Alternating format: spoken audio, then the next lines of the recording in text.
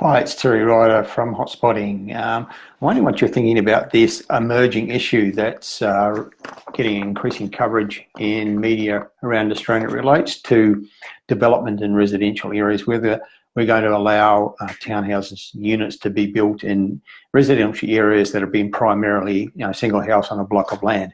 It was a major issue in recent weeks in Sydney when the city of Ryder instituted something of a ban on development of certain types of attached dwellings, units and townhouses until infrastructure has a chance to catch up on the grounds allegedly that there'd been too much development of units and townhouses, creating all kinds of congestion, and infrastructure wasn't able to cope with that. And that problem appears to be an issue for other council areas around Sydney as well. And this week, it's an issue that's recurred in Brisbane, with the Brisbane City Council announcing a new policy decision where it's going to ban the development of new townhouses and apartments in areas where the norm is a single house on a block of land to protect the character of those suburbs. And this is presumably as a result of a groundswell of complaint from residents of those areas that the character of their suburbs is being affected, destroyed, downgraded, and that it's creating more traffic, too many people, and the infrastructure can't cope.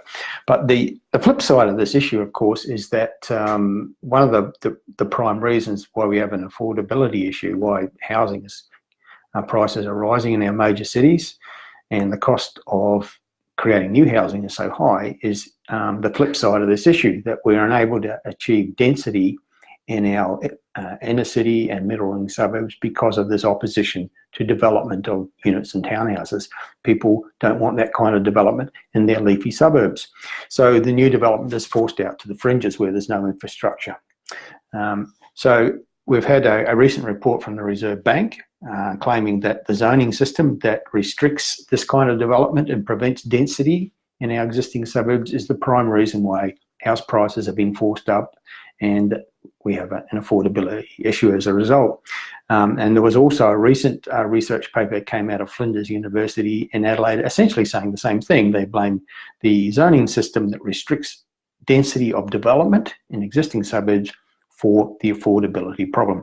So you've got two very strong competing arguments. On the one side, residents in existing suburbs trying to preserve the character of their homes, their home areas, and supported by local politicians who are sensitive to the strength of their feelings on this issue.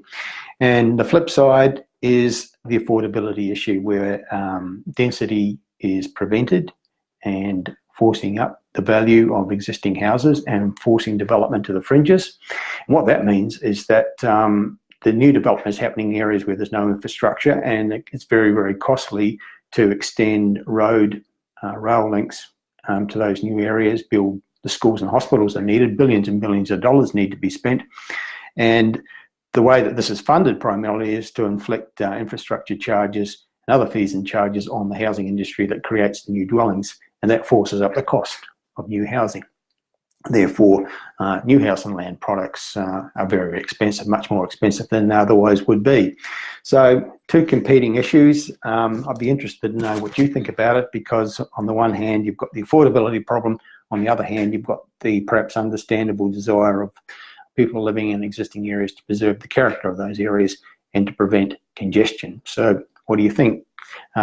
Give me your comments. I'd like to hear from you on that particular issue, because I think it's going to be an issue we're going to be hearing a lot more about in coming weeks and months and years. It's not going to go away. It's just really getting started, but it's an issue with some very, very strong conflicting viewpoints. So let me know what you think. That's it for now. Terry Ryder from Hotspotting signing off. I'll talk to you again soon.